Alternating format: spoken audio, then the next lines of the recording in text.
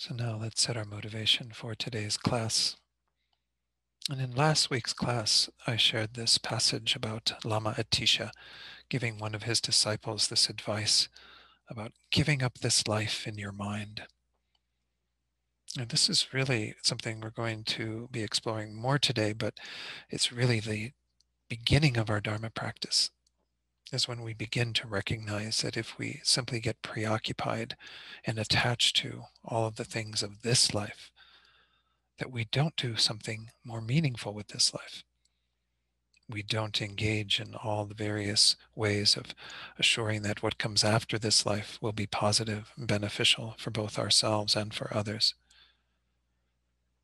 So let's just begin by a short reflection on the ways in which we are attached to this life. As I said, we'll be exploring these in greater detail today. But first of all, that first pair of the 8 worldly concerns, our attachment to having material things, to having gain in our lives.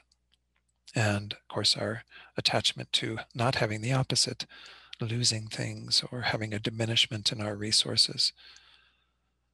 We can see if we examine real closely how much our lives get consumed with dealing with resources, finances, comforts of the home that we purchase, and so on, all the various things that we can spend our money on.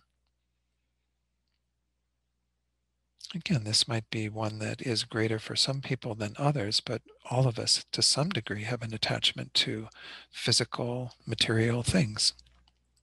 So just pause for a moment to reflect on that and see what role that plays in terms of your attachment to this life.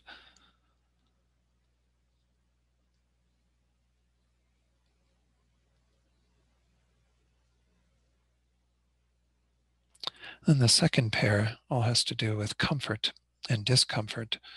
So we have a strong attachment to having pleasing experiences, to be comfortable.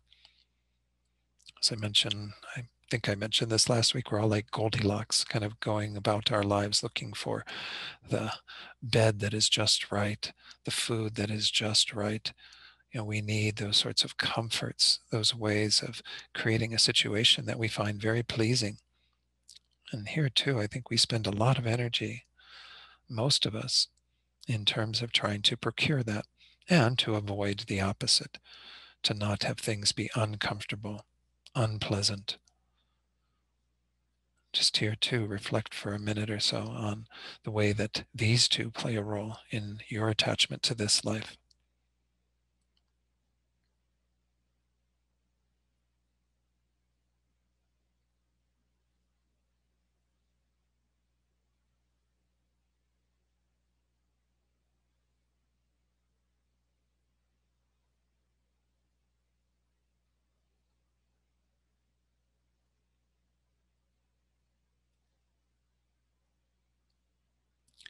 And then the third pair all has to do with our reputation, how we're thought of kind of in general in the world, sort of admiration that we seek at a larger level, being well thought of. We engage in a lot of behavior trying to please people in order to procure that good reputation. And we really don't want a bad reputation, for people to think ill of us. Again, here too, this may be one that is not as great for some of you, but reflect on it for a short while to see what role does that type of attachment play in terms of your being quite preoccupied with this life, the reputation of this life.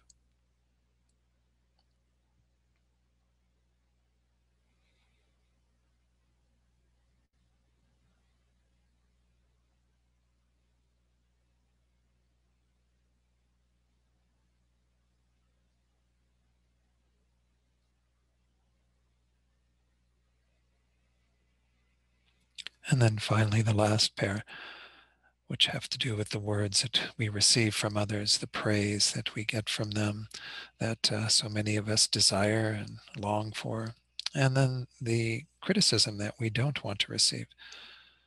Here too, we have this mind of attachment that wants everyone to be saying wonderful things about us, to make us feel good. And we are quite attached to not receiving the opposite. We don't want people to point out our faults or say anything negative about us. So once more, just a short reflection on what role that pair is playing in terms of your attachment to this life.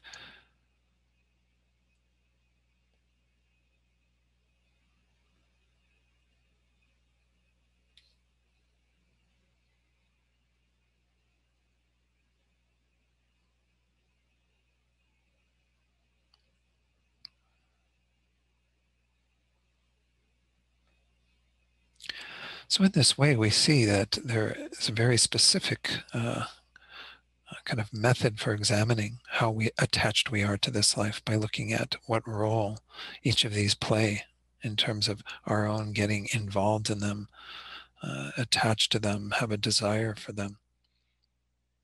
So as I said earlier, this is the very beginning of our practice. This is what Lama Atisha is telling us by saying, give up this life in your mind. And of course, we don't just do nothing on the basis of that. We have to supplant that desire for these worldly concerns with an aspiration for something beyond this life. First, to want to at least achieve a good rebirth.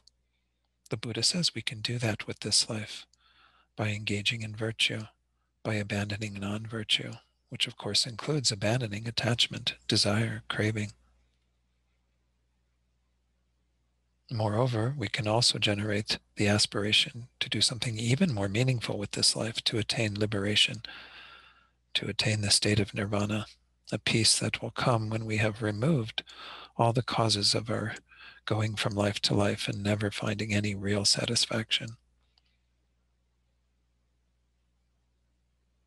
And then finally, we can make this life most meaningful and supplant all of those worldly concerns with the greatest possible aspiration, the desire to become a Buddha for the sake of all beings, to cherish them as the main objective of all of our actions, to want to be of greatest benefit to them through developing our own qualities, eventually attaining the state of Buddhahood, a state where we will have perfected our own minds and our own well-being, but moreover, we will be able to help others to do the same. So when we think about those thoughts and generate that motivation through these stages, all the way to the motivation that seeks to become a Buddha for the sake of others, we should feel very happy. We should feel that this is what we actually need to do to attain true satisfaction, to attain true peace, true happiness, is devote ourselves completely to the welfare of others. And in this way, we will live our lives very, very well, make this life incredibly meaningful, and eventually attain the state of Buddhahood so we can help others perfectly, exactly the way they need to be helped. So hold this thought for being here today.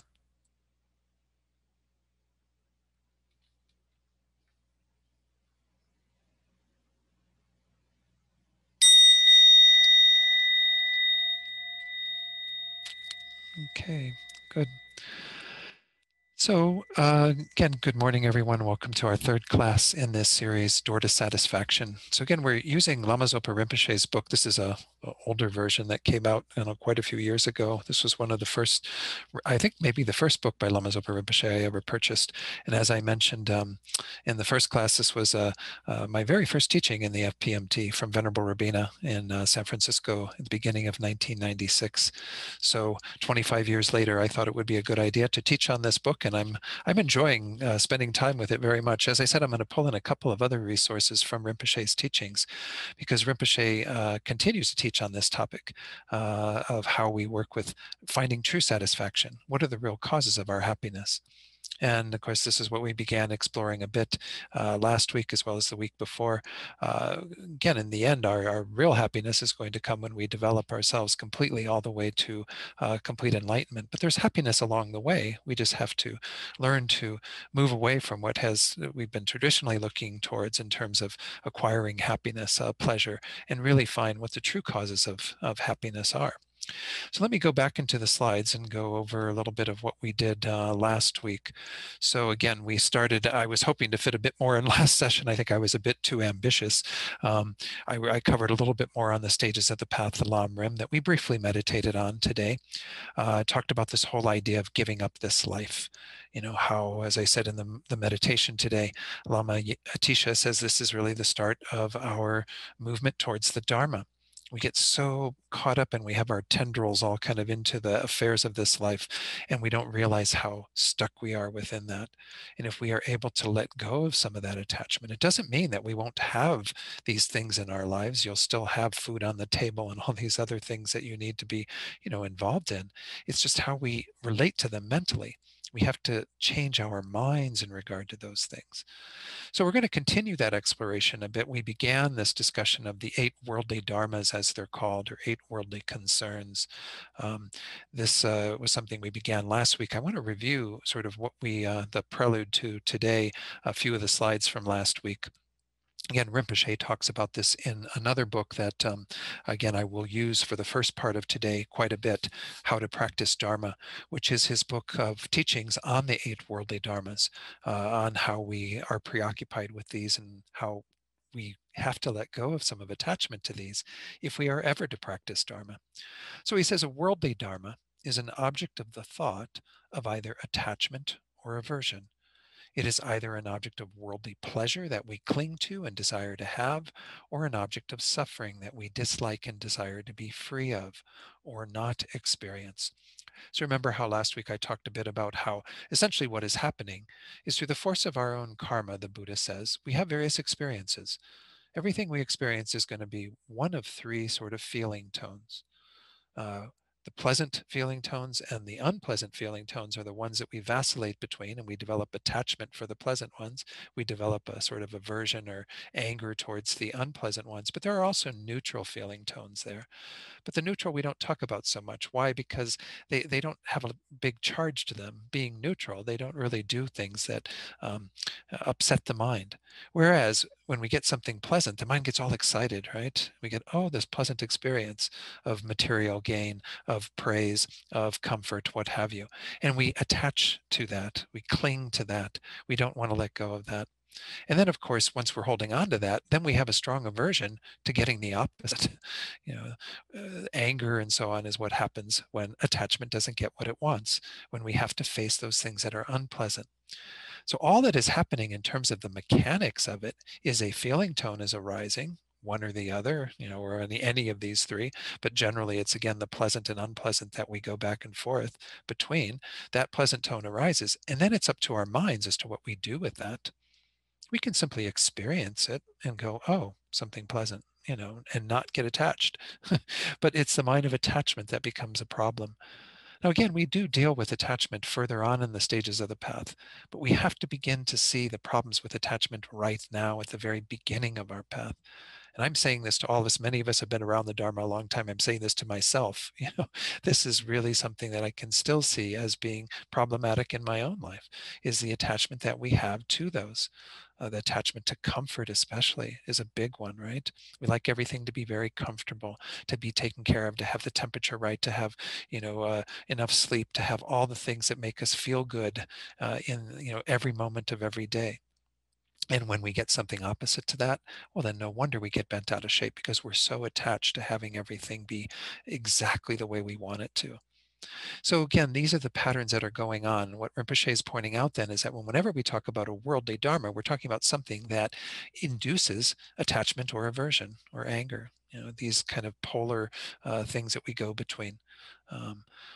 And I'm not making light of the whole thing of being bipolar, but Venerable Rabina has said this once. She says, bipolar is just a matter of degrees. When someone has that condition where they call them bipolar, it's because they have gone outside of a range of what Western psychology considers normal. But we're all bipolar.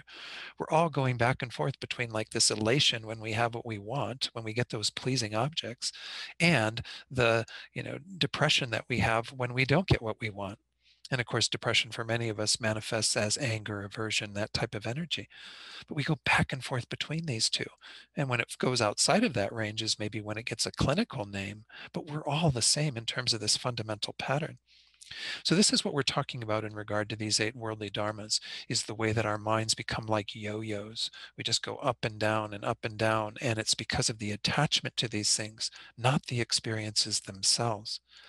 So Rinpoche says then, whether we are a Dharma practitioner or not, every problem in life comes from our own mind, as does every happiness.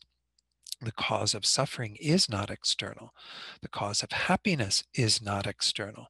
The cause of what we experience is within us, in our mind. So what we experience is based on our minds. It's not to say that there aren't pleasant feeling tones and unpleasant feeling tones, but what we do with those is up to our own minds. And how we even create those is up to our own minds. As I started with in talking about this, they are the product of our own past karma. Why do we have pleasant feelings? Why do we have unpleasant feelings? Only due to our past karma. That's created by our mind. And then he goes on to say, and what is that particular thing that creates every problem we experience in life? It is the dissatisfied mind of desire, the mind clinging to this life. We try to obtain the immediate happiness of this life through what are called the 8 worldly dharmas. So I already pointed them out in terms of going through these in the meditation, but and I'm going to go into them in more detail. But essentially, they are this 4 sets of pairs. And again, they become a craving to have certain things and a craving to be free of the opposite. And this is why we could say that our fundamental default mode is craving or desire or attachment. These are all interchangeable in this context. They're all referring to this sort of, as Venerable Robina says, a kind of junky mind that we have that is intent upon getting those things. Again, addiction is a matter of degrees too. We all have some subtle form of addiction to the various things we have in our lives, whether it be involving with material goods, as the first pair have to do with happiness and comfort, or pleasure and comfort, whether it has to do with a good reputation and so on, praise and criticism. All of these we are going after and make that a good part of what we put energy into in our lives. Now, again, I'm not saying that these things in and of themselves are problematic, nor is necessarily our going about them going to be problematic. It depends upon our minds. We can actually seek to acquire material possessions with a mind that wishes to benefit others. By obtaining those material possessions, we can be more generous in terms of sharing them with others, what have you. But that's a very different motivation than craving for material possessions. Craving by its very nature becomes non-virtue. We're going to talk about this a bit more next week when we get into kind of the states of virtue and non-virtue in our own minds, and where that comes from, and how we need to be more attentive to that. But craving in and of itself is not a wholesome state of mind to have. Of course, when we go chasing after all these pleasurable experiences, it seems like it's a good place to be, right? You go shopping and you see all the delightful things in the store or whatever. You even go internet shopping, as most people are doing these days, and page through all these various things that you could purchase or buy. It seems to provide some kind of pleasure, and there is a pleasurable feeling that goes with that, but it's an agitation to the mind. It's actually quite a disturbance to our minds. Our minds aren't at peace when we're craving for something. I mean, again, look at the mind of those people who've developed that craving to an even greater degree, who are addicts, who are junkies, who are seeking something that would, again, fill in that gap that they're missing. But their mind that is seeking that is so intense. Well, we all have it to some degree. Again, I'm not saying we're all addicts or junkies at that level, but we all have this pattern of craving. So let me carry on with a little bit more what Rinpoche says, and then we'll get into some new material talking about each of these pairs in a little bit more detail. So Rinpoche says, our usual mental confusion is this. We feel happy when we're in a pleasant, comfortable situation. We feel unhappy when we're in an unpleasant situation. That's the third and the fourth of those previous on the previous slide. Pleasure, comfort. We like things to be the way we want them to be. When we're in something that's uncomfortable, or we want to change it immediately, want to do something to get out of that. I mean, even if we look at how we just pay attention, I'm not asking you to not pay attention to the teaching, but just pay attention to how many times you move your physical position through the course of this teaching. We like everything to be very comfortable.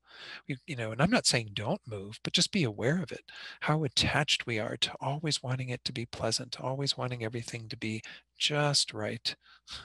Again, this is the most of all of these. This is the most Goldilocks one. Where you have Goldilocks always just wanting everything to be the right temperature and the right softness to the bed, and right this and right that. We really like things to be comfortable. The next pair that are actually the first two that we saw in the previous slide, we feel happy when we have the material possessions we desire, and we feel unhappy when we don't have them. And by this saying we're happy or unhappy, he means that we have this deeper contentment or discontentment that arises on the basis of those things, that is imbued in a mind of craving. If we weren't craving for these things, material possessions, we'd have, and we wouldn't be so attached to them, and we wouldn't be so overly happy when we get them. And then when they go away, we wouldn't be so unhappy when they go out of our lives. But we have a mind of craving with these things. That becomes the problem. Then the fifth and sixth, we feel happy when we have a good reputation, unhappy when we have a bad, happy when we're praised, unhappy when we're criticized. Again, these two kind of do go together to some degree. One might be more of a macrocosm, reputation and what have you. The other is a more microcosm in terms of the things individuals are saying to us, writing to us, saying about us to other people. I mean, we like that sort of direct praise and criticism, but we also like the indirect feeling that we are thought of well in the world. As I mentioned last week, we get into people-pleasing behaviors on the basis of that, right? We want to be admired, well thought of. Now, there's nothing wrong with pleasing people, but what is our motivation? Our motivation often is because we want that good reputation. We want people to have that warm, fuzzy feeling when they think about us. And we're not doing it because we really care about them. We're rather, doing it because we want that, those strokes from them and what have you, that good reputation. So he says then, whenever there's the thought of the worldly dharmas clinging to shelter, food, clothing, and so forth, there's worry and fear about losing them. So whenever there's attachment to comfort, there's fear of losing it.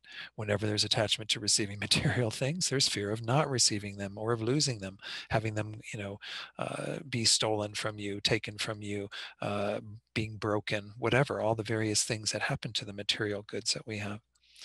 Whenever there's attachment to praise, there's fear of being criticized. Whenever there's attachment to a good reputation, there's fear of receiving a bad one. That's the fundamental suffering. Not having the four desirable objects is suffering, but so is having them. And because of attachment, being afraid of losing them. This is the key point here that, again, you're going to hear again and again as I continue through on the 8 worldly concerns, is that the problem isn't those objects. The problem isn't the praise. You're going to be praised by people. You're going to be criticized by people in this life. Every one of us. We're going to have material things. We're going to lose material things. We're going to have comfort, lose comfort, whatever. All these various things are going to happen. It's just what is going on with our minds. If we are attached to needing those things and become, again, convinced that we have to have those, and that's what the mind of attachment is essentially doing. It thinks that that is happiness. Well, then we're going to end up creating a lot of problems for ourselves. Why? Because when we don't get them, we're going to have a mind that's totally bent out of shape. But moreover, the big point here in terms of what Lama Atisha's advice is that we're never going to give up on this life. We're going to keep putting energy into the affairs of this life and doing everything we can to fix this life. And this life is essentially unfixable because we're going to keep having these varieties of experiences. What has to be fixed is our minds, because we're not going to be kind of surfing along and being able to stay above the waves without some skill in working with our minds. Instead, we're going to keep crashing to the bottom and then getting elated when we're back up on top, and so on. We go back and forth again between these two. What's interesting too is there's this phrase I had found it earlier and then I couldn't find it for today to put it on a slide, but there's a phrase that essentially says, if we keep investing in this life and putting all this energy into doing things around this life out of this mind of attachment, well, we're never going to finish with the work of that. And of course, it'll finish us because at some point then this life will come to an end. But then in the next life, whatever that life is, we go on to do the same thing. We keep putting attention into the affairs of this life, being comfortable in this life, and so on. And that work never finishes. We've been doing it since beginningless lives, beginningless time. There's no start to where we began doing this. And this pattern keeps playing out in this life, and it will go forward into the next life unless we start correcting it. But the other side of it is that if we do put our minds into the Dharma, we let go of our attachment to this life and actually create the causes for things beyond this life, well, the work eventually there will finish. It'll finish in your own liberation and finish in enlightenment. It'll finish in terms of you achieving what the Dharma path says you can achieve. The Dharma path doesn't go on forever. It's not like cyclic existence where we just keep going through practicing the Dharma again and again and again and again and just keep taking rebirth. It's to put an end once and for all to our state of samsara, our cycling in existence, and moreover to help us to achieve enlightenment, a state where we can help others. And that's where it ends. That's the end of the line. We don't have to put any more energy into it. So we have a choice. Do we want to keep putting energy into something that's futile, that just never has any end to the process, that we just engage in repeatedly, lifetime after lifetime? Or do we want to put our energy into something that we can say, oh, it'll come to a conclusion? And what a wonderful conclusion it comes to. The state of nirvana, peace, if we're just seeking our own liberation, but moreover, if we're seeking Buddhahood, a state where we will have that peace, plus we will be filled with compassion and love for all beings and be able to help them all to achieve that same goal. So again, the choice is ours as to what we're doing. And this is the gist of this whole teaching on giving up this life, is to recognize that there's a real benefit to letting go of this life. And that's one thing I want to emphasize a bit more towards the latter part of today as well, is that it's not like the Buddha is asking you to give everything up and, go out in the woods and wear sackcloth and eat nettles or something. That's some people may find that actually enjoyable, because in and of itself, it's not a negative experience, right? It can be whatever one's own mind makes that out to be. But nonetheless, that is not what the Buddha is asking of everyone. He's asking you to change your mind. And then whatever is going on the outside, up, down, whatever, it will be a different experience, and we'll create something different out of that experience. So these are all kind of new slides I'm sharing now. These come from, again, the How to Practice Dharma. Let's see, Rinpoche's got a few more comments, and I want to get into each of these pairs individually a little bit. He says, we're in samsara, again, cycling from life to life under the control of our karma and delusions. So of course, we can't always get the objects we desire. We're constantly looking for the four desirable objects, material gain, comfort, praise, good reputation, but more often meeting the four undesirable ones, the opposites of those. This is not a new experience. In fact, it has been going on forever. And if it's beginningless lives, well, then there's no start to all of this. Better now than never, or many lives in the future. Let's make the determination now that we're actually going to do something different. That phrase, I think I mentioned it previously, that we know from our culture is insanity is doing the same thing over and over again and expecting different results. Well, we've been doing that. We are really insane. Just keep going lifetime after lifetime, doing the same thing, clinging to that life, doing everything we can to attend to that life, and then having to leave that life behind and unfortunately go on to suffering. There's an analogy that Tokme Zangpo, a great bodhisattva who wrote the 37 Practices of a Bodhisattva, a wonderful text that Geshe Sherab has taught on previously for TNL. Anyway, there's one verse in there where he talks about this life being kind of like a sort of guest room or a hotel room, right? If you went to a hotel room, even if you were staying there for like a week or a month or something, you wouldn't like go out and buy all new furniture and like create a whole new wonderful space that is exactly the way you want the hotel room to be, right? Because you're going to leave the hotel room at some point. People would think you're crazy. Like the hotel management would be watching you cart all this IKEA stuff or whatever up to your room and, doing all this remodeling and taking everything out, and they'd be like, well, what is that person doing? You've got this attachment to a guest room. It's just a guest room. It's just someplace you're staying temporarily. Well, this life is like that, right? It goes on a bit longer than a stay in a hotel room, admittedly. For most of us, we end up spending quite a few years in this human life. But this is essentially what we're doing. Getting so preoccupied with making this into a pleasing, wonderful, beautiful, delightful place that we can stay in until we die. That's about it. And you have to leave every bit of it behind. This is also a topic we're going to get into either probably next week as well, is impermanence and death as being the way of helping us to also move away from these worldly concerns. Because it's pointless. We do all of this to make this life so wonderful, fill our houses with all sorts of beautiful things that we have to leave behind, give to somebody else, sell whatever we do with them, Again, there is some element of that that does have to do with the objects themselves being problematic just because we're getting engaged in them in the wrong way. But nonetheless, the objects aren't the problem. It's our minds that are the problem. But also check up to see to what degree can we maybe, not do so much remodeling of our own little lives, and recognizing that, we are going to have to move on when this life comes to an end. And of course, leaving all that behind because of the attachment we have to all those things can be very painful.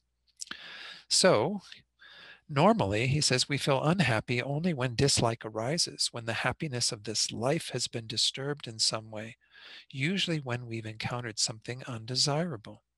And we feel happy when there's no such dislike arising, but rather we've encountered one of the four desirable objects. In fact, and I highlighted this wasn't highlighted in the book, our definition of happiness is meeting an object of attachment. So I said something similar to this earlier, right? Rinpoche is saying that this is how most beings, and we can look at ourselves, going through Dharma teachings, it's always useful to see them in other people too, because they can be a mirror back to ourselves, but we always have to see them in ourselves first. To what degree is our definition of happiness meeting with an object of attachment? Again, every one of us has these patterns to some degree. As I mentioned last week, I was encouraging you, and I even did that as part of the investigation, the meditation before we started today, to spend some time looking at those pairs and seeing which are the ones that are most problematic for you. And it will be different for every one of us. A lot of people are quite involved in the material things. Some people not so much, right? Maybe they have very simple lifestyle. They don't have so many things around, what have you. Other people are quite involved in praise and not being criticized. That's so important to them. Maybe they have a bit of a fragile sense of self and really want that praise to keep boosting themselves up, feel confident, have that self-esteem. Again, we're just pointing to patterns. These aren't judgments in any way. It's just every one of us has something that has made us who we are from the past. And we might have a different pair of these that we are quite involved in. But that's how we end up defining happiness, is what Rinpoche is saying, is that happiness is getting those objects of attachment, is fulfilling those desires to some degree. Of course, our desires never get fully met because we just keep craving more and more and more. But nonetheless, that's the definition that we're working with. That's how we're actually going about finding happiness in this life, most of us. And when we look at the world at large, of course, we see that this is what's guiding most beings in terms of how they live their lives. And recall what Rinpoche said way back in the first class that I shared with all of you from Door to Satisfaction, that really in that way, we're no different from animals. If we look at animals in this world, whether they be animals in the wild or the pets that we have, they are just simply seeking comfort, seeking, something that will satisfy them in the moment. They're only preoccupied with the happiness of this life. And most beings, sadly, don't have anything beyond this life that they look to for any greater pleasure, greater happiness, something that they would actually be investing in. Rather, they get quite attached to the pleasantness, the experiences that are driven by attachment of this life. So, pretty serious stuff we're talking about. And this is hard stuff. Please give yourself, a little space to work with all of this. These teachings are not that easy to get our heads around. So that's, Rinpoche then goes on to say, that's why most people in the world equate attachment with happiness. They fail to see that this is completely mistaken because they have no experience at all, that real happiness, great happiness, can arise only without attachment. They've never even heard of the peace and happiness that the Dharma can bring, even though it's the experience of the great meditators. This is, as I said, the one thing I want to emphasize. Last week, the question was brought up in terms of when we do have people in our lives who are quite consumed with all of this kind of consumption mentality, consumed with consumption mentality, kind of a double usage. But the idea is that this is what most people get into, right? They like to take their nice vacations and have their nice things for their house and do all of these things and become so preoccupied with all of that. Well, how can we help them was the question. I mean, how can we, uh, one of the biggest problems, of course, is that once you start pointing out to people these patterns of attachment that are causing them difficulty, that people don't know what it means to experience something that is the happiness that is free from that. And I think it's very hard for people initially to get that.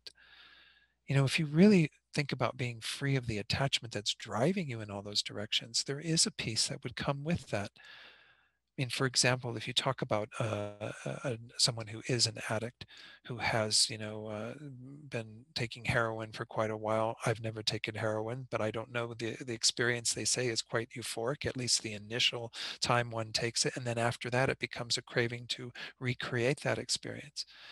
Well, for them, again, what they look at is if they acquire their fix, if they get what they need in order to kind of satiate that desire for the moment, then that is what they define as their happiness.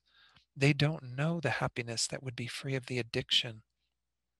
It's just an example.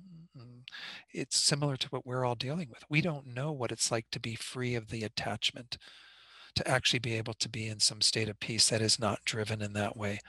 And that's because attachment is really the fabric of our minds. It's so embedded in the way that we go about trying to acquire happiness. As Rinpoche is saying there, happiness is getting the object of attachment for most of us. And it's quite sad when we look at it, because once more, we're getting preoccupied with all the shiny objects in the world around us, and we're totally ignoring what we can do with this human life that will be involved in creating results that will lead to much greater happiness, not just the happiness of your good rebirth in the future, where you'll have, the ability to continue to work with your mind in another existence like this, but the happiness that comes again from liberation, from the pacification of all these delusions in our minds, or the happiness that comes from not only pacifying the delusions, but going on to remove everything that keeps us from being of greatest benefit to others, keeps us from being a Buddha. So again, most beings can't see that there's the possibility for that type of happiness, so they take what's on their plate. They go, okay, well then I know I can get happiness from this, and they keep going after it, not recognizing that it never leads to any real satisfaction. Lama Zopa, when he teaches, sometimes he'll quote the song by the Rolling Stones, and he'll say, "Oh, that Rolling Stone who said you can't get no satisfaction."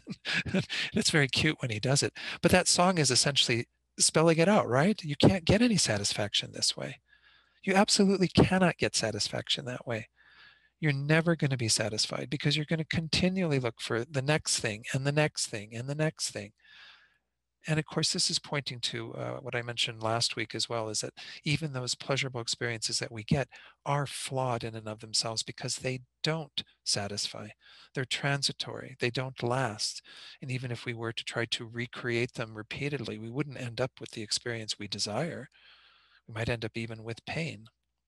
So we're going to talk about those again a little bit later today, probably. But this is unfortunately, when we see it in others, it should break our hearts. But when we see it in ourselves, it should also break our hearts. We should be looking at this and going, my gosh, it's about time to break out of this pattern.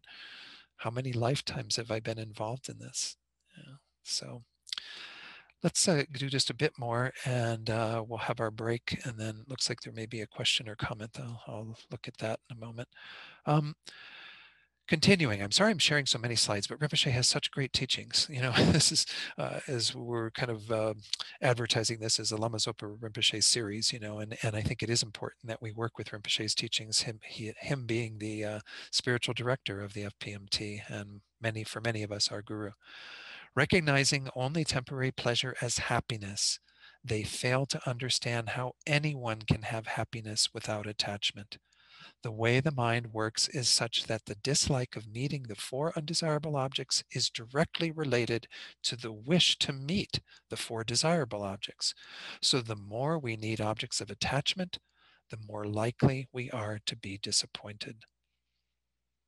The very first teaching that I was at with Lama Zopa Rinpoche in 1996, December of 1996, at Sechenling in San Francisco, Of course, I didn't understand a lot of what Rinpoche said, and nonetheless, like the experience was quite incredible. And one of the things that I think he was talking at some point about this whole mind that becomes discontent. And there happened to be two children. One of the students that was at the center brought his children and his wife, and they were sitting at the back. And then you'd hear his two children occasionally going, "Mom, I'm hungry. Mom, it's cold in here. Mom," you know? And so you kind of get like, it was so perfect because it was so exemplified. But of course, we were all laughing in some ways when we were hearing this because we recognize that we're all doing the same thing. We're just not vocalizing it, right? We're not children sitting in a class with Lama Zopa saying these things that Rinpoche, it's cold in here. Rinpoche, I'm hungry. It would be funny if we did, but we all have that going on mentally. We're just not children that, vocalize it. So again, we're like children in terms of our own minds, because this is what we do. We just keep going after those things and thinking that we need to fix all this stuff on the outside to get the happiness that we seek, because we're attached to having it that way. We want to have it that way, and we don't want to be the opposite. Yeah. This is really, they do call beings who are, ordinary beings, childish beings. Whoops, sorry. I don't know why I shared that. I hit the wrong thing when I did the share. Let me pull up share again with the right one this time. There we go. Okay, so let's spend a little time on this before we take our break. What I want to do is, again, go into a bit of what Rinpoche teaches on in terms of each of these pairs, because I think there's some really juicy stuff in here. And again, I'll try to complement what Rinpoche says. His teachings are all quite perfect, but it helps to maybe talk about them a little bit more. He says, in terms of the first pair, material gain and loss, we think that we receive real happiness from our precious objects, but that mind of attachment is confused. The temporal happiness we get from attachment is not true happiness. It does not arise by diminishing desire, but rather by following it, by making friends with desire.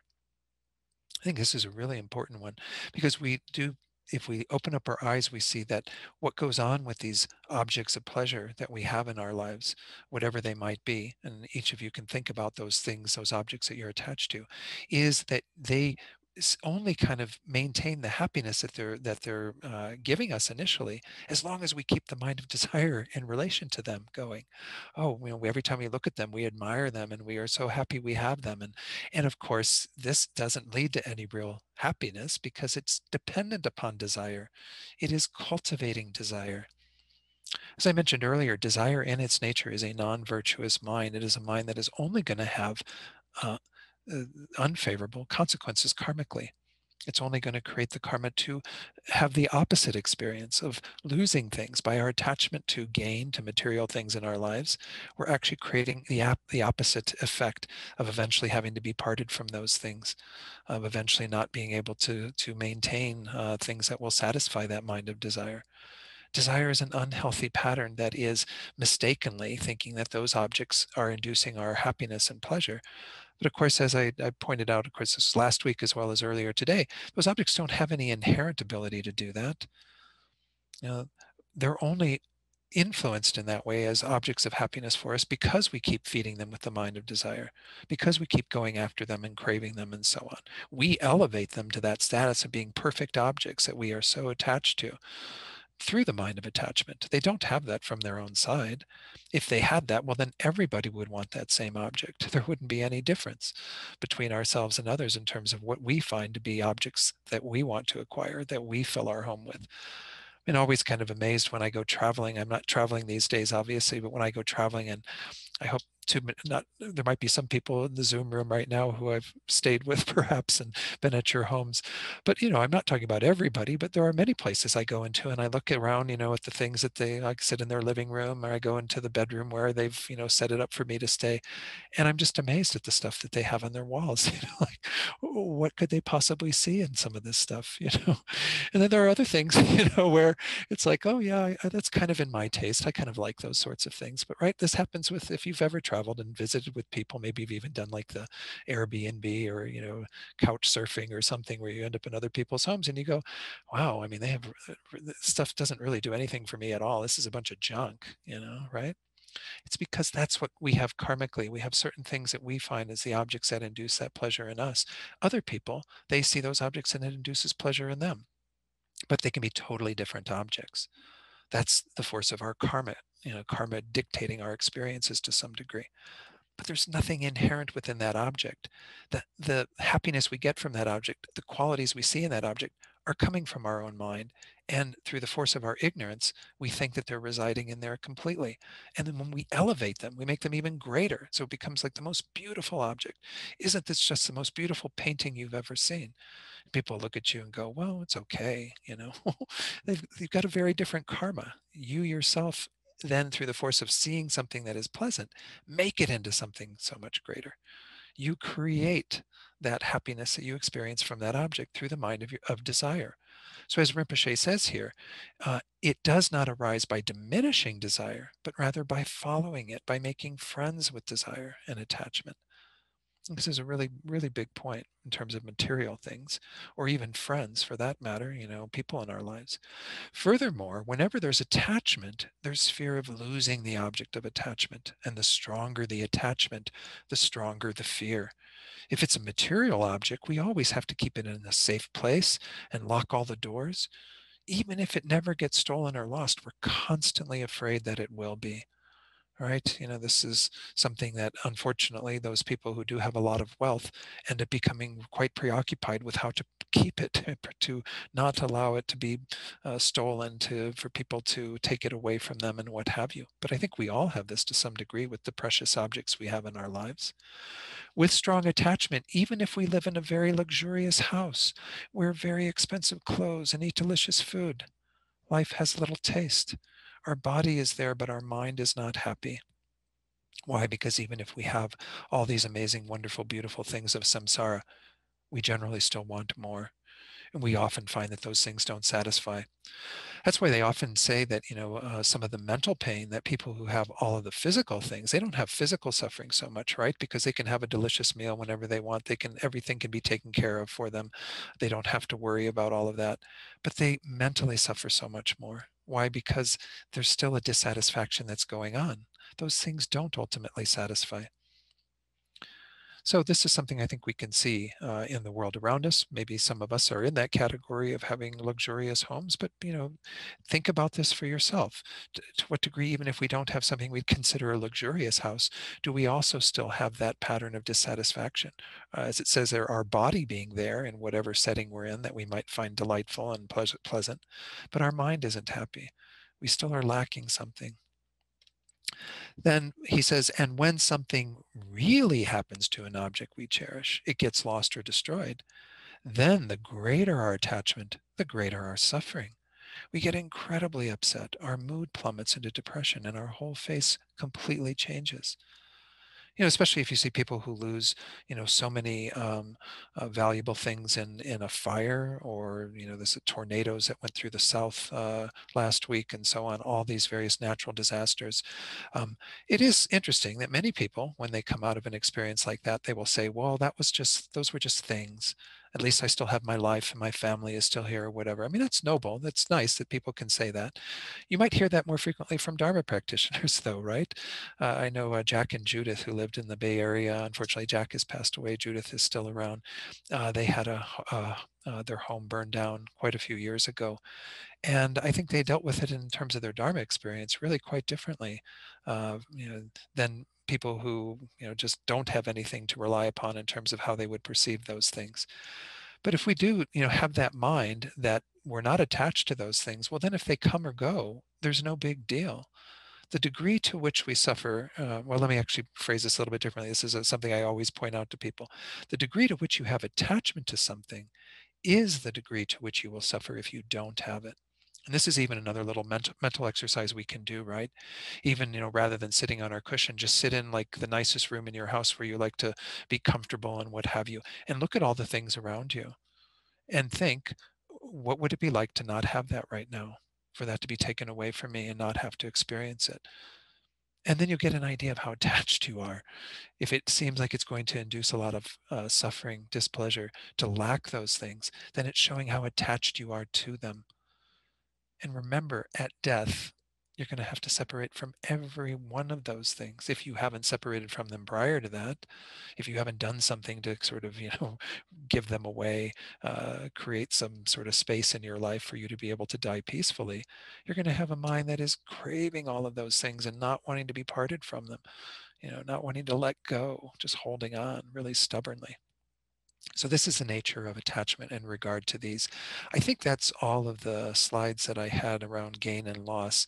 Let me just check to make sure, and then we can do our little break. Oh, one more. Yeah, this is what Rinpoche says. Think about some precious object to which you're attached. Do you have any anxiety about it's being lost, stolen, or destroyed? Even though you have that object and are never separated from it, even though that hasn't happened yet, are you still afraid that it will? Let's say that we have a bowl to which we are very attached, whether it's a valuable antique or just an old cracked Tibetan one. One day we break it, our mind gets incredibly upset. We become inconsolably unhappy.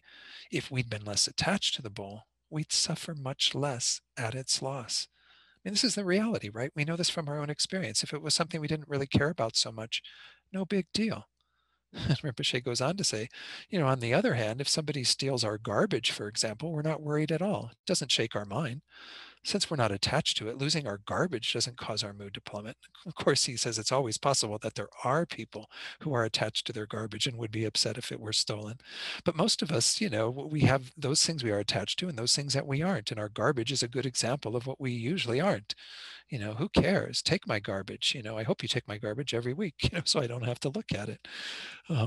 If we compare our lack of attachment to garbage to our attachment to a precious object, and compare our lack of suffering at the loss of one to our intense suffering at the loss of the other, we can easily see that our suffering comes from attachment, not the loss of the object. Okay? I think we can see all this and kind of understand it. It's just once more bringing some of those thoughts to mind. If material possessions is one of your big things that you need to work on, do that little meditation and contemplate, how attached you are to those precious objects versus things that you would happily discard or give away, your own garbage, whatever the case might be. And you'll see that the degree to which you suffer has to do with the degree of your attachment. It's very simple. So, all right, let's take a little break. Okay, good. So there are a few questions and comments. I won't share some of the comments because I think they were directed towards me and just, sharing some experiences. So, but the questions that have come up, the one in particular from Amanda has to do with whether we can have real happiness experienced at the same time as physical discomfort. And then, of course, the follow-up question that she had later was, are there meditations that one could do to kind of work with that? So when one's having difficult things going on physically, that you could work with the mind to be in the space of a deeper contentment. Well, the answer, of course, then is yes, you can, absolutely. I think even in worldly matters, we sometimes see this, right? I mean, I've never been a great athlete. I did a little bit of sports when I was in high school, what have you, but just track and things like that. I was never into any of these sort of contact sports. But there are people who are athletes who really push themselves to an unbelievable limit, right, in terms of their body, and probably experience a lot of pain at forcing their body to kind of keep going beyond what their previous record was or whatever it might be. And even a friend of mine had pointed out these Ironman competitions are they're not gender correct in terms, I think women can also participate. Iron person, it should be called. But anyway, these competitions are like unbelievable in terms of what people put themselves through over the course of 3 days just to win a competition. But they have a happy mind. I don't think they'd do it if they didn't have a happy mind. I mean, if they were just going through all of this unbelievable, physical, rigorous sort of activity and they didn't have a happy mind, I'm not so sure that, again, people would even sign up for it. So I think even in the world, we see that physical discomfort doesn't necessarily dictate mental unhappiness. And that's, of course, showing the power of the mind. His Holiness often points that out, is that actually we see that there's much greater power in our minds because we can be with physical discomfort and actually have a happy mind, a content mind. Of course, one of the meditations, I'm going to talk one of the topics in Rinpoche's book that comes a little bit later. I hope I get to it. I've only got a few more classes, 3 classes, I think, after today left to finish off this exploration of this book. But one of the chapters deals with the whole idea of cherishing others. And of course, the meditation of Tonglen is really one of the best ways to open up the space for some type of happiness in the midst of experiencing suffering. And I think most of you are familiar with that meditation, but whenever you have something that is happening to you that produces any physical discomfort, or we could even say some mental pain, some anguish, like, if you were to find out that a friend had died, somebody very dear to you, and you started to experience the grief, well, grief in and of itself, it's got different components to it, but part of the grief, part of the pain we have with grief is because we become quite focused on our own experience. If we open up at that time to thinking about others who are grieving, because there's always beings who are grieving, especially with the pandemic still going on, all these things happening in our world, shootings, what have you, there are always people grieving, right? So if we would just open up to what it must be like for them and think about taking away their grieving. Tonglen is all about taking the suffering of others and putting it on ourselves. And you might think, well, wow, that doesn't sound like that's going to make me very happy. But it actually creates more space in your heart, because the tendency is for our heart to contract around our own pain, our own difficulty, whether it be physical or mental, and get very narrowly focused on that and not open up to the reality that this is only a symptom of the greater suffering that's going on in the world. And if we can be with others in that pain, that space of pain, it actually does help. It actually does create a lot of space. We can feel kind of that our pain is being put to good use. But even at a lower level, but besides, and of course, the other side of Tonglen is to give away happiness, to give away whatever comfort those beings who are grieving might need at that time, or beings who are experiencing something similar to what you're experiencing physically, whatever it is. Give them the comfort, the space to experience some happiness in the midst of all of that. That can be the other side of it that definitely brings about a more joyous experience. But even in terms of the way that the initial teachings of mind training, Lojong, remembering this entire course is really about Lojong, about training our minds. The initial training is to see these negative experiences, such as physical discomfort or whatever's going on, as the ripening of our own past karma. And in that way to say, oh, that's interesting, that's coming up now, but it's coming to its conclusion. That karmic seed that was planted however many lifetimes ago is now ripening into this experience of physical discomfort. I can meditate on how I created that through the past. It's come to fruition now, and it's finished. It's something that I can then move on from. And I can actually create, some patterns that will help me move in a more positive direction on the basis of that as well. So I think there are many ways to work with creating some space for happiness in our minds in the midst of physical discomfort. It's really what the entirety of the Lojong teachings in terms of that topic, transforming adversity, problems, difficulties, into a path.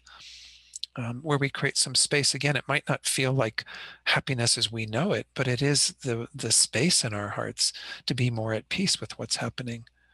Another meditation is whenever we have physical discomfort, simply see it as a sign that you're in samsara and you have to renounce samsara. You have to move away from the patterns that keep you involved in all of that. And that generates a strength of mind that wishes to achieve liberation, wishes to eventually go beyond liberation to achieve enlightenment for the sake of others. There are many different ways to connect and work with physical suffering, or any sort of discomfort that we're experiencing, and trying to transform it into something beneficial and have a happy mind in the space of it. Again, the happiness might not arise initially because we haven't gotten acclimated to that type of mind. But I started practicing Tonglen way back in the 90s because the first teacher I had in the Dharma was Sogyal Rinpoche, and I read his book, Tibetan Book of Living and Dying, and went on retreat with him. And I had friends who were dying from HIV in the Bay Area at the time, and went through a lot of sitting by people's bedsides practicing Tonglen. And it wasn't anything I was advertising or anything. That's the best way to do it, they actually say, is kind of keep it quite secretive. But it left me feeling much happier when I left there, rather than the mind that would normally sit at the bedside of somebody who's dying get totally kind of saddened and depressed at having to be with the eventual loss of that person. But if you sit there and try to work with taking away their suffering, giving them happiness, peace, you feel so much better. I don't know. I mean, you don't do it because you want to feel good. You do it because you care about the person who's in the bed and you would really love to be able to take away their suffering. But nonetheless, the side effect is that you actually have a happy mind from those sorts of things. So anyway, that's maybe enough on that. Um, then there is another question that has to do with from TH in regard to examples of pleasurable experiences that we're maybe not quite so attached to. Maybe that being some way to work with this to some degree. I think it is. But then what might also be useful is, okay, so she mentions some things that were sounds that were out there that were, not so not so much attachment to, whereas there might be other sounds that maybe there's more attachment to. And then there might be other sounds like nails on a chalkboard that we might have like a strong aversion towards, or some person in our neighborhood perhaps who's got a really loud voice who yells a lot or something, anything that doesn't sound pleasant. But to think of all three of them as simply being sounds. They're simply movement of molecules in air that we are interpreting in particular ways. The person who's married to that really, loud neighbor might actually love hearing their voice, right? And then the sound of birds or whatever that TH mentioned that was, maybe not something she's so involved in. Well, then those are simply sounds that, are very different in different people's minds. Some people really like them. Some people would say, oh, those annoying birds, I wish they would shut up. But for her, it's quite neutral. And then you might have, again, something that we find really pleasant, some particular music that are just simply sounds, again, that we're quite attached to and find really pleasant, but other people might find neutral or might find annoying. I think it's just a way to, again, equalize it out a bit more so that we recognize that it's coming from our mind as to how we're seeing these things, why we are attracted to a particular sound, neutral towards another, and angry at a third one, is really just up to our own minds. And in that way, maybe lessen some of the power of the object. The object doesn't really have any power to dictate all of this. It's our minds that give it that power. That's what we meant earlier when we said, that attachment is what gives it the experience of happiness even. It's what kind of imbues it with that, so that we end up having that experience and wanting to maintain that experience of happiness with it. But it's a futile effort. That's the problem with it.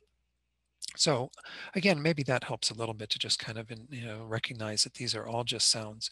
In fact, I want to, on this Tuesday for my guided meditation, do one around praise and criticism that Rinpoche has in his How to Practice Dharma. That's all about the sound of those words and kind of working with the sound of those things. If we kind of see that, again, what we are tasting, what we are hearing, what we are seeing, it's all just phenomena that are happening to these senses. Everything else is from the side of our minds. So, and then the idea about the heroin addiction, how to maybe, if we are working with somebody who actually has addictions, of course, it becomes much more severe because of the pattern of attachment that has strengthened so that it's even embedded in their bodies. And I have known people who are have dealt with alcohol problems, and of course, if when they want to sober up, when they've been drinking a lot, when that is actually a part of their system, you can't just simply say, "Well, you've got to let go of your attachment to alcohol, and you'll be fine," because that's obviously not where they're at. They need to be even given alcohol so that they continue the process of their body healing from that, and eventually being able to separate from it. So I think it's a little different when we deal with these higher degrees of addiction, but the goal is the same. When you deal with anybody who's had substance abuse problems or what have you, the goal is to get them to have more control over their minds so they see the unhealthiness of a pattern of addiction, and so that they then don't respond in the same way that they would normally prior to their years of sobriety to those substances, that they would actually be able to work with them much differently. But I think absolutely the goal is the same. But again, in terms of working with people who have attachment, I think we have to recognize that if it's not at the level of an extreme addiction, that maybe there is some usefulness in pointing out the patterns that Rinpoche was pointing out in there, that this is only going to cause them more pain if they continue to hold on to these objects, that eventually we have to separate from these objects and so on. But again, it's very hard. I mean, I think, the one thing that I mentioned last week as well that I think is so important is that we have to work on ourselves before we can really be able to help others to a greater degree. So it doesn't help us to necessarily point out everybody else's faults if we still have them ourselves. Work on your own mind, and then I think it does become clear how we might most beneficially work with others. I think that gets to be a challenge. So I don't know if I have an absolute answer to your question, but I think we have to, understand that obviously everyone's at different degrees of attachment to various things. And so we would be hard pressed to always know exactly what we need to do to help them. In fact, that's why we want to become a Buddha, right? Because when you become a Buddha, you have that knowledge, you have that perfect ability to work for the welfare of others. So that can be one way that when we see people following attachment in their own lives, we simply look at it and go, that's part and parcel of what's happening in the world around me, and it's even happening in me. I need to become more qualified to help people like that. And therefore, we put more attention into our own practice and moving towards enlightenment. The other one I think is just a comment. Yeah, another comment. Um, I like how Doris pointed out that less desire means less pain. That actually is a quote I pointed out to her on page 47, I think, of Rinpoche's book that we're working with. But it is a great quote. And briefly mentioned Tonglen and fear. Okay, I think it sounds like, yeah, you got some more from that. There will be fear that arises certainly when we are working with taking on pain, but also we can work with taking away fear from others, kind of taking on those experiences as well. But I mean, it does mean that we have to have some kind of courageous core within us, some being that will kind of rise to the uh, um, occasion and actually do something, or be kind of courageous enough to want to take all that away and what have you. Um, so I'm not sure. Anyway, maybe if you have further questions on that, you can let me know, Amanda. But yeah, there's recitations for alleviating pain from Rinpoche. Any proportionality to the degree of suffering in relation to the seed ripening, the more potentially suffering the experience, the more karma that is cleared. I say potentially because, of course, we could try to diminish the degree of suffering with our practice. Um, yeah, I mean, again, it's impossible for us to know everything that is involved in the ripening into a particular experience. When we have pleasurable experiences, painful experiences, they are absolutely all due to our past karma. But whether we can pick out what is involved in that is, we're probably not going to be able to do that. But certainly the degree to which we are experiencing pleasure or pain might be indicative of the force of what we had done in the past. Again, these things get to be very hard to interpret. They say only a Buddha's mind fully knows all the intricacies of karma, all the subtle workings of karma. But again, whatever is going on, whatever degree it is, recognize that it's always an opportunity, and probably better to work with smaller things first, because when we get to larger pains and difficulties in our lives, we at least have some experience. If you try to tackle, somebody all of a sudden has, unbelievable pain, and they're experiencing, incredible difficulties. Well, then at that point, to try to get someone to work with it when they've never worked with it before, will obviously be much more challenging. Um, but yeah, I don't know, again, if I can really answer that completely, other than saying that we have to make an assumption that whatever it is that we're experiencing comes from our past karma, and then the degree to which we are experiencing more suffering or less or more happiness, or whatever is going on, has something to do with the strength of the seed that we imprinted on our minds. Of course, there's also the power of karma to grow and accelerate over time, so that it's always hard to tell, again, these sorts of things. There's very hard to actually answer a question like that. So Mary Jo, I think you have your hand up. Do you want to unmute and then? Yes, it was just a comment, but it seems like, I guess it's kind of what you were saying, until we are more skilled Mm, in many ways, it seems that Tonglen is such a good way to be helpful, mhm, uh, because we don't have to know the ultimate outcome. We don't have to know if it's karma burning or whatever, but it mm, just seems like that is a really excellent tool. mhm. Yeah, thank you. Yeah, I agree with you, Mary Jo. And I think, again, it's not to say that we should immediately dive into that end of the pool, because that is a pretty heavy duty practice. Remember, our Yeah. three scopes of the path. We can start by framing things in terms of karma and an understanding, of this being our own karma and blah, blah, blah, blah. And, then the second level, we can understand it in terms of the bigger picture of samsara and working with renunciation. And then we finally get to the third level, where we actually can do these courageous compassion practices such as Tonglen. So I still, even though it is framed that way, and we obviously see that it's a much more advanced practice, nonetheless, I think it's really valuable for people. Um, I've even read that a lot of people in other spiritual traditions are using Tonglen as a way to enhance their own practice of compassion, even without an understanding of bodhicitta or anything else involved in it. So Mm. I think it's really useful. Yeah. Yeah. Thank you for bringing that up. One thing I might mention in terms of Tonglen is that there's a wonderful quote from Pema Chodron. She said that one of her teachers was asked whether they're afraid, if they do this Tonglen, of kind of taking on the suffering of others, that they'll end up getting it. Like if you're working with somebody who's got cancer and you want to take away their cancer and take it on yourself so that they be free of it. And this Lama said, nothing would make me happier. And I think it points out to, again, the goal. I'm not saying we're all going to be there immediately, but we do this with a happy mind that would willingly take that suffering away from that being. And we would be delighted eventually, if we can get to that state of mind, if we were actually able to take that away from them. And as I point out to people, I think we've all had this experience with one being or another. It might have been a child or a parent or a pet, even, where you were sitting by them when they were ill, and you would have that mind of, I would happily exchange places with you. I would rather that I be suffering with what you're going through than you suffer from that, because of the closeness we have to that person, right? The only reason why we can't practice this with strangers so well, or with certainly enemies, difficult people, is because we don't have that type of opening to them. We haven't opened our hearts to them yet.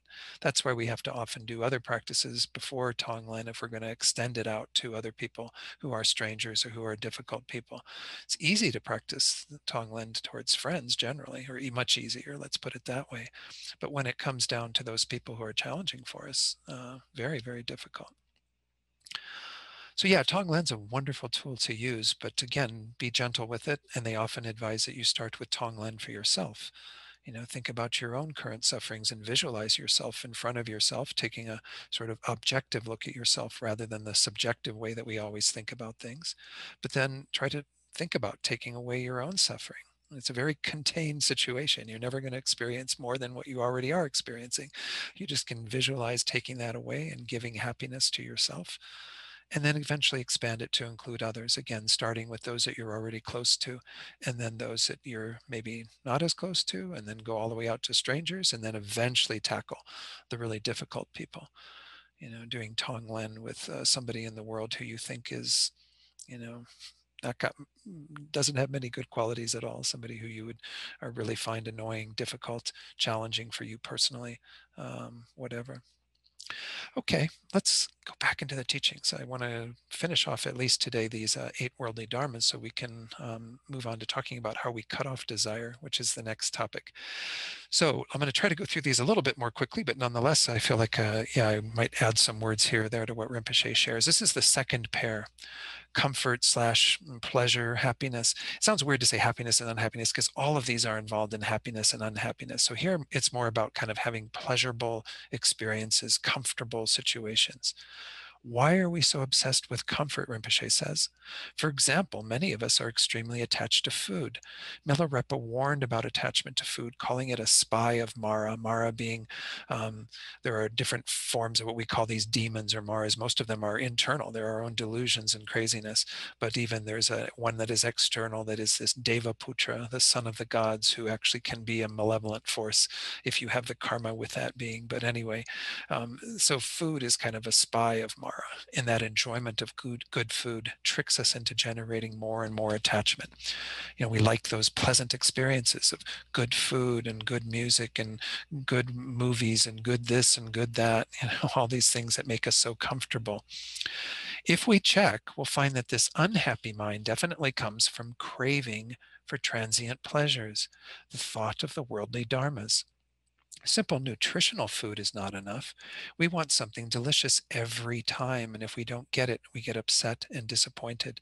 Of course, in the West, this is what we've done, right? So that in almost any major city, you have so many different types of food and good restaurants that will serve those different types of cuisines. And you can go, oh, okay, I want Mexican tonight, and then I want Thai the next night, and then I want Italian, and then I want Chinese. And then you just go from one thing to another, and you just keep finding all these things out of the mind of craving. But to have simple nutritional food isn't enough for most people. If they just got what the nutrients that they needed that would be in a bland and not so exciting dish, they would be really unhappy, right? It's the mind of desire that isn't behind all of that. Not getting exactly the food we want or getting something that's not quite right becomes a huge problem in our mind. We're agitated the entire day from morning till night. Our whole house is filled with the experience. Lunch was awful today. I didn't get anything I wanted. It becomes a major tragedy, he says. Rinpoche does exaggerate sometimes, but maybe not so much. When we're obsessed with our own comfort and pleasure, we're easily disturbed. Everything distracts and annoys us. Any little noise outside, any tiny insect flying around, every unwanted thing becomes a huge disturbance to our mind, the cause of great unhappiness. And we know this to be quite true, right?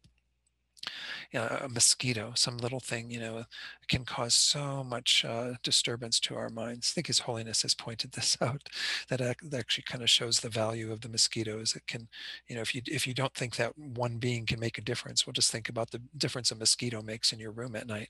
So anyway, but the idea here is that this is what the mind being attached to comfort generates, is this upset mind whenever we don't have what's comfortable.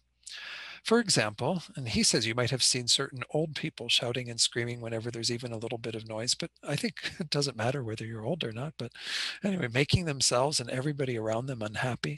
How big a problem the noise creates for us depends on how much we're clinging to comfort. I mean, we know this to be true, right? And we might even have that where maybe you live with somebody or you go out with somebody to some sort of experience, some gathering. And one person, again, is able to be with the annoying parts of it, the difficult parts of it, and be quite at peace. And the other person is just totally bent out of shape. And then when you leave there and you're kind of going back in the car, and the one's going, that was a horrible, horrible time, wasn't it? And the other one says, oh, no, it wasn't too bad. Well, who decided that? Who dictated that? It was the same thing going on. It's your own mind. If you're really attached to it needing to be comfortable exactly the way you want it to be, the food just right, everything just right, well, then you're going to have a different experience. If you are okay with things having a little bit of flexibility to them, not being so attached, well, you're going to have a different experience. If we expect everything to be perfect, we inevitably get disappointed and our mind gets disturbed. For instance, some Western tourists are shocked when they go to primitive countries like Nepal, where material conditions are terrible compared to their own country. And he goes on to say, that even if you stayed in like the best hotel in Nepal, one time when I was in Kathmandu, I was part of a tour that was going to go over to Tibet.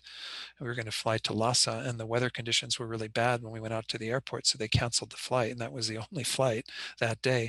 So we all got put up at a hotel, and we got put up at one of the nicest hotels in Kathmandu.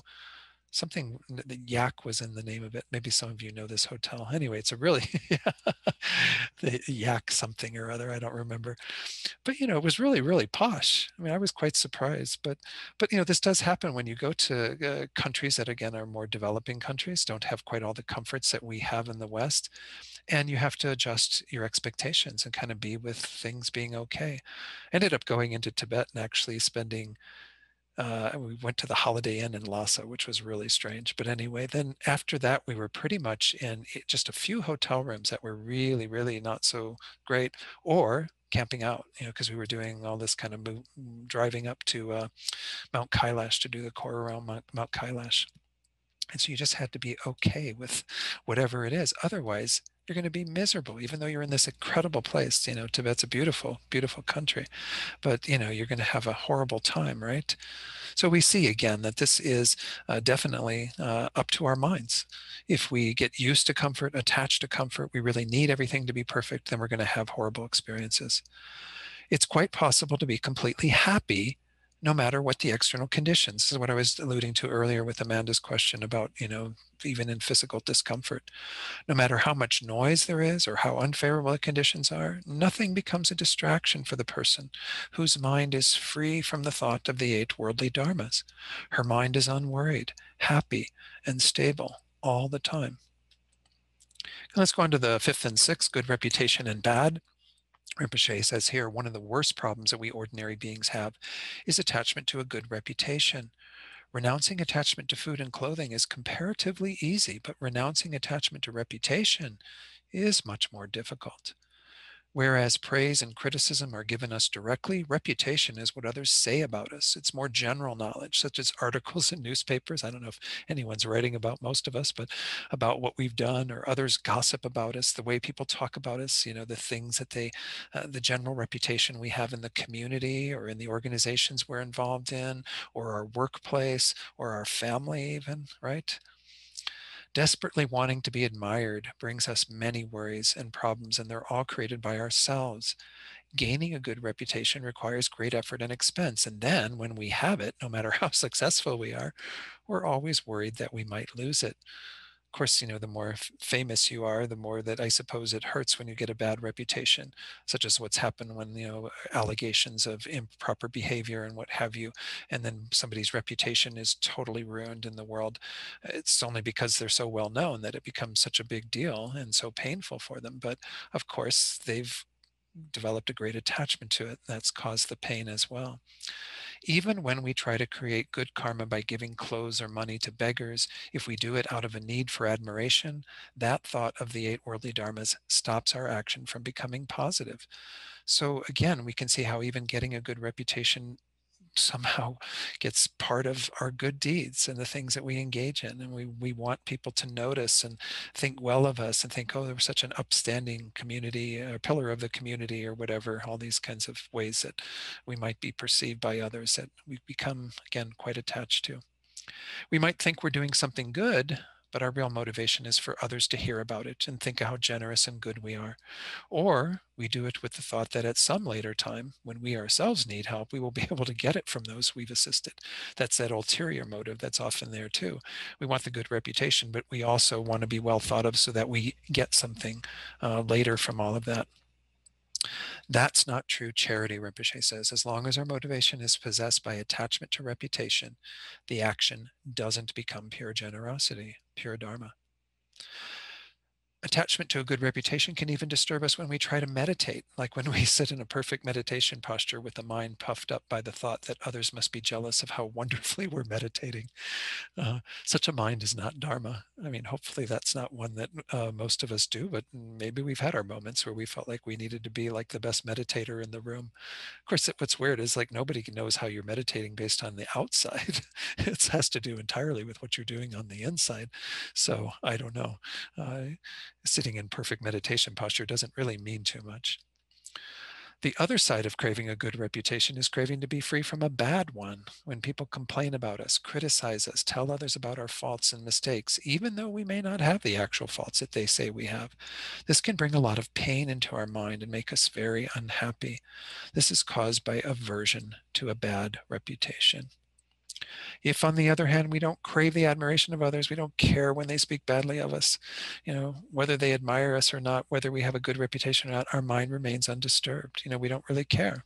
We don't need to care because the mind of attachment isn't driving all of it. Whatever the external conditions, our mind remains equal, tranquil. We lead a life of equanimity. And I put in too many slides for this, sorry. Just a few more, I think. When we cut attachment to having a good reputation, fear of a bad one disappears automatically. This is the thing about all of these. If you cut the attachment to having the good side of it, that column of those 4, well, then you don't have the aversion to the opposite, right? You'll still have to experience the pain of those difficult things, people talking about you and developing a bad reputation, but you won't have the fear of that happening. If it happens, and you'll deal with it. Whatever people say, we have no fear. This brings peace into our life, into our heart, and we're able to practice purely.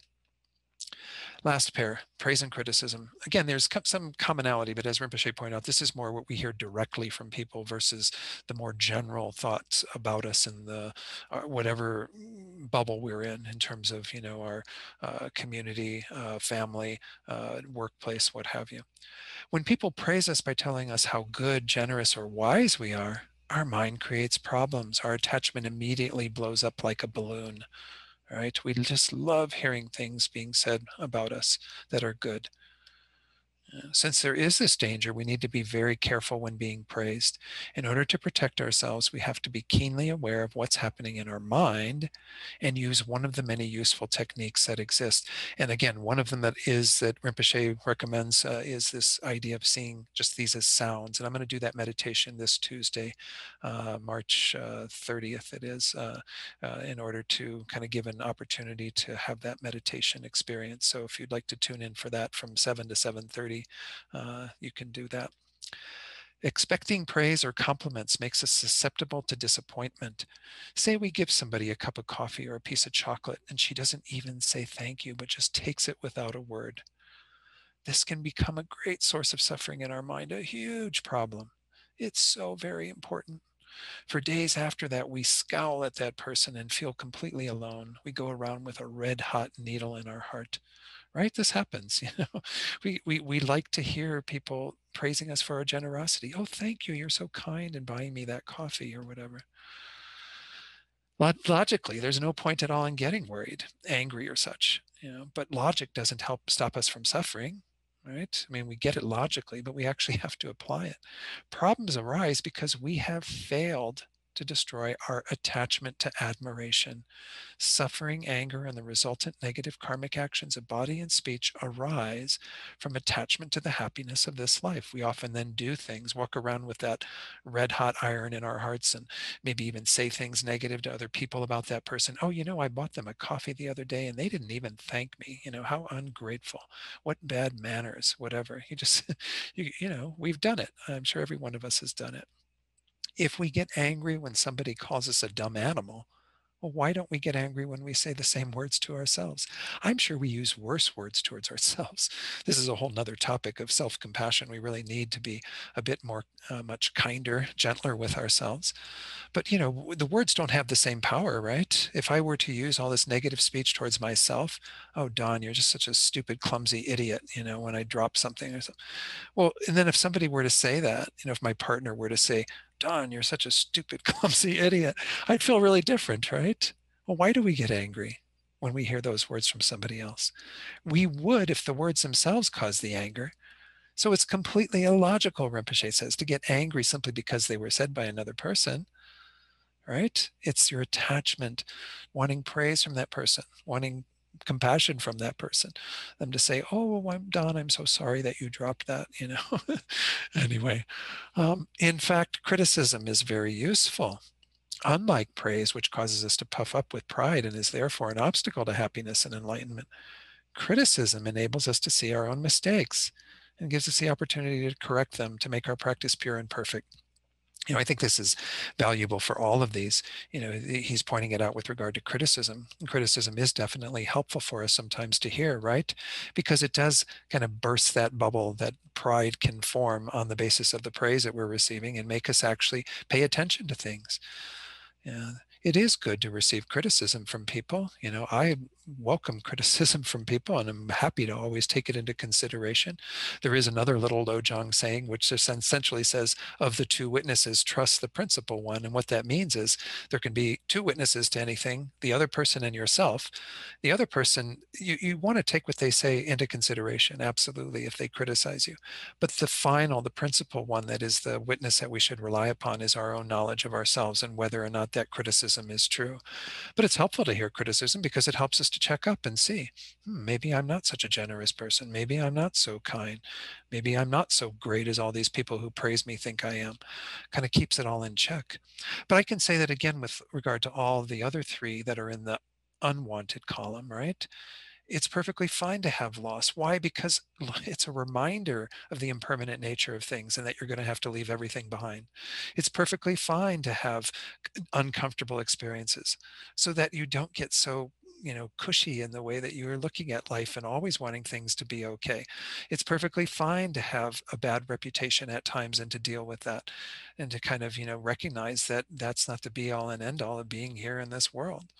All of these things can be reminders and helpful boons to our practice if we use them as such. It's up to our own minds again. There's nothing inherently wrong with either one of these, bipolar experiences of the pleasant and the unpleasant. It's the bipolar experience over here that we have to adjust, the crazy things that we do with our own minds. So let me finish off praise and criticism, not too much more, I think, on this. Whoops. The Kadampa Geshes, who practiced thought training, actually used criticism on the path to enlightenment. Their reasoning was, if we like praise, we should like criticism as well, because both are just words, sound waves hitting our ears, nothing more. Again, that's the gist of the meditation I'm going to do on Tuesday, to see them as sounds. For the Kadampa Geshes, and by the way, the Kadampa Geshes are that whole lineage of Geshes, it's the spiritual friends that came out of Lama Atisha's coming to Tibet 1,000 years ago, and Drom Tompa, his heart disciple, who initiated this whole Kadampa lineage.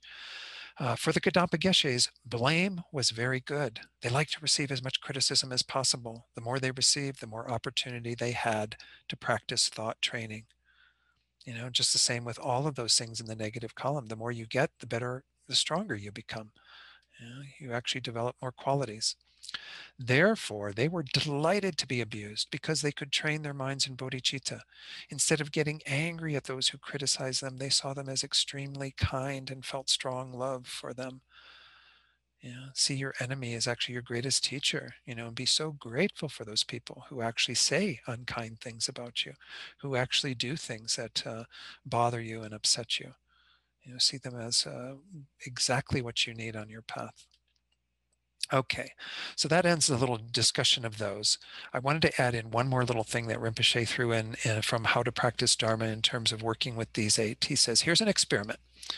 Watch your mind when you meet any of the 4 desirable objects. How does it feel at that time? When you look below the surface of the excitement and sense pleasure, you'll see that it's never peaceful or relaxed, but rather confused, agitated, disturbed. It's lifted up due to the mind of excitement and attachment, but also uptight, as if gripped by an iron glove. Again, I think it's really important that we do this sort of examination of this, because with the 4 desirable objects, we often feel that they are in our favor, right? We like getting those things. That's why the mind of attachment is arising in relation to them. But when the mind of attachment is arising, it's actually a mind that is not at peace. We have to see how disturbing that mind is. The common analogy that they use for attachment is that it's like oil and cloth. Oil becomes a part of the cloth, right? This is why it's so hard to get an oil stain out of like a t-shirt or something. You spill some oil on it and you go, you wash it the first time and maybe it's some, but there's still the imprint of it, right? And it takes forever, it seems, to kind of actually get the oil out of it, because the oil and the cloth become kind of one.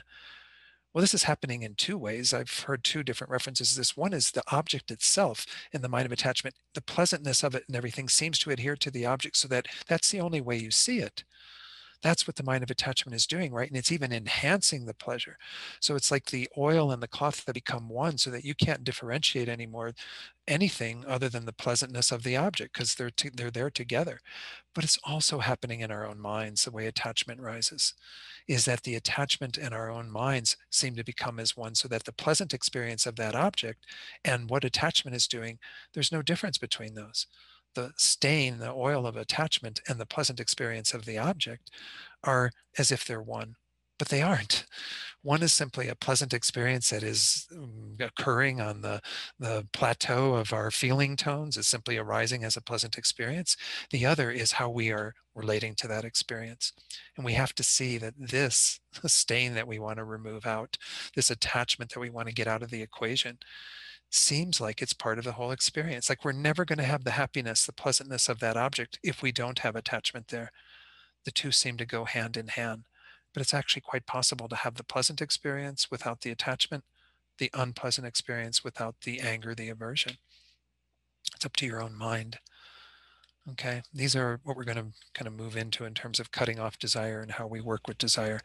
Rinpoche then continues. He says, when there's attachment, Concentration is impossible because the mind is not free, as it has sunk into the object. We call that tight, agitated mind happiness, but it's just a different degree of suffering. By understanding its nature, we can understand clearly how, although we have received what we want, there's still something missing.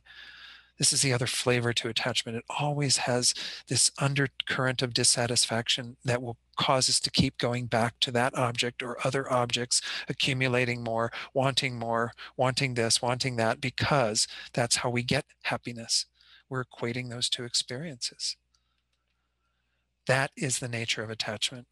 We're in pain, but it's different from the pain of sickness. It's the pain of attachment. So as was said earlier, that quote that Dora shared from Rinpoche, less desire means less pain. This is hard to see or control because strong attachment is mixed with our experience of the object. It obscures us from seeing the object's real nature and what is happening in our mind. As I said, we do that with regard to our view of the object, but it's a mental process that is causing us not to see that this attachment and this pleasurable experience have become like one, and we can't think about being free of the attachment without also being free of the pleasure.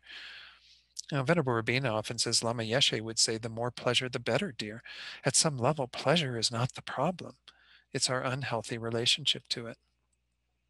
Wrapped as we are in desire for the object, Rinpoche says, we're unable to see that all the worry, the aggression, the unhappiness and fear we have in this life come from that desire, which is excessively concerned with the happiness of this life. Kind of come full circle back around to where we started, of wanting to, give up this life means stop being so excessively concerned with the happiness of this life through the mind of attachment and the mind of aversion or anger that arises when we don't get what we want.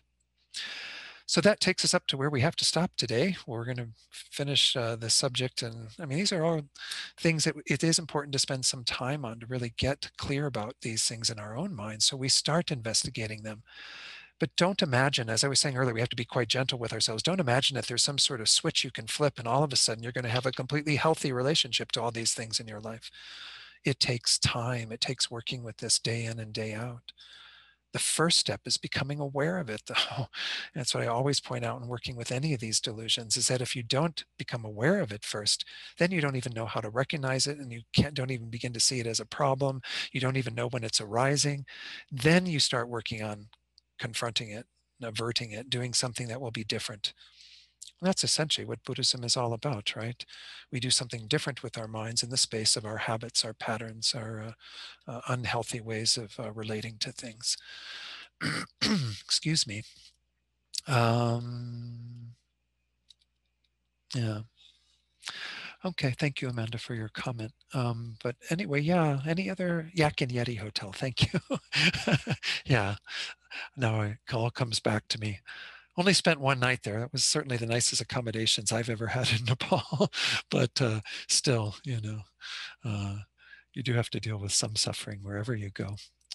Any comments, questions? I don't see anything more in the chat box that I need to reply to. And once more, I mean, one of the things that I want to emphasize with this is don't think that because we ourselves are trying to practice this kind of diminishing our attachment to all these things, that we shouldn't think that we have to kind of, I don't know, remove all these objects from other people's experience. Praise people who deserve praise. Give things to people who, will delight upon receiving those things. Make things comfortable for people who come into your house or your experience. Try to keep people having good reputations in the world by saying good things about them and what have you. I mean, I think it's important that we don't look at this and go, oh, because these things are problems in the world, then we have to stop doing them for others. They aren't the problem again. The problem is the mind of people. And again, there might be some times where maybe we don't give that material stuff to somebody who we know is simply going to become more obsessed about it. And maybe that might be a skillful way to work with that. But in general, it's really good to give things to people, to have that kind of way of pleasing them in the moment, even if it isn't a deeper sense of satisfaction that they're going to experience. I remember when Venerable Rabina, one of her previous visits, when we were thinking about various ways for the center to make money, Rowena was there, and she was really emphasizing this idea of having a shop with lots of beautiful things. Even if they're just like your ordinary objects of attachment, they're not Dharma objects or whatever that people would find the beauty in them as being representative of the Dharma and the Buddhas and what have you, but just, beautiful vases and beautiful objects that people could put on their mantelpiece or whatever. She says people want beautiful things, so you give them beautiful things. You don't worry so much about addressing their attachment. You give them those beautiful things because it's a way to make a connection, to have people connected to the center, to Dharma and what have you. And I think we can live our lives that way, is that we want to be connected to others. We want to give to them, give them material things, give them praise and so on, because we want to make those connections. So, okay. All right, well, let's go ahead and dedicate then. We're at noon, and we'll make sure that all this positive energy we've created through turning our minds towards this important topic, and especially towards Rinpoche's teachings, will ripen into some good results. So Anil will put the prayers on the screen and bring to mind as we recite these first prayers that we're dedicating, especially for all those beings that we're holding in our hearts right now, wanting them to experience freedom from suffering in the variety of ways that we go through here. But then, of course, extending this out to include all beings, whether they be friends, strangers, or even the difficult people, the challenging people that exist in this world. May all beings everywhere, plagued by sufferings of body and mind, obtain an ocean of happiness and joy by virtue of my merits. May no living creature suffer, commit evil, or ever fall ill. May no one be afraid or belittled with a mind weighed down by depression. May the blind see forms and the deaf hear sounds. May those whose bodies are worn with toil be restored on finding repose. May the naked find clothing, the hungry find food. May the thirsty find water and delicious drinks. May the poor find wealth, those weak with sorrow find joy. May the forlorn find hope, constant happiness, and prosperity. May there be timely rains and bountiful harvests. May all medicines be effective and wholesome prayers bear fruit. May all who are sick and ill quickly be freed from their ailments. Whatever diseases there are in the world, may they never occur again. May the frightened cease to be afraid and those bound be freed. May the powerless find power, and may people think of benefiting each other. For as long as space remains, for as long as sentient beings remain, until then may I too remain to dispel the miseries of the world. And we dedicate for the good health and long lives of all of our precious teachers by reciting these three prayers for His Holiness Rinpoche, as well as for Osohita, Lama Yeshe's reincarnation. But as I'm saying, extend that out to include all of these other teachers, even teachers from other traditions. If they are helping people to practice good morality, to have a happier life by virtue of good actions, good deeds, then we want those guides to continue to be in this world, to continue to make this world a better place. And may we always have guides to help us to do that. The wish-granting, wish-fulfilling jewel, source of every single benefit and happiness in this world, to the incomparably kind Tenzin Gyatso, I beseech, may all your holy wishes be spontaneously fulfilled. You who uphold the subduer's moral way, who serve as the bountiful bearer of all, sustaining, preserving, and spreading Manjunath's victorious doctrine, who masterfully accomplish magnificent prayers, honoring the three jewels, Savior of myself and others, your disciples, please, please live long. Venerable One, to you whose kindness exceeds that of all the conquerors, for those wanderers in far-off places, especially the West, mindful of your loving concern for us in intentionally descending again into a family of a far distant land, we make this request. O Lama, please, please live long. Wonderful. So in terms of the slides and everything, again, if you had any of those quotes that you wanted to refer back to, I will be getting all of those in a PDF file to Mary, who will post them on the Dropbox for this course. So you can just go back to that course page and click to the materials, course materials, and retrieve those there. And I think that's pretty much it. I was going to see if Bobby is here today with us. It doesn't look like she's here. It's her birthday today. Anyway, if you're Facebook friends with Bobby, you might send her a nice little message of congratulations on her birthday. But anyway, all right, everyone, please stay safe and healthy. Take care. And we'll continue with this whole thing and work a bit more next week on cutting off desire. How do we work with that? How do we kind of implement Rinpoche's teachings to help us to curtail and lessen that desire, even as this at this initial stage of entering the path? Okay, everyone, be well. Thank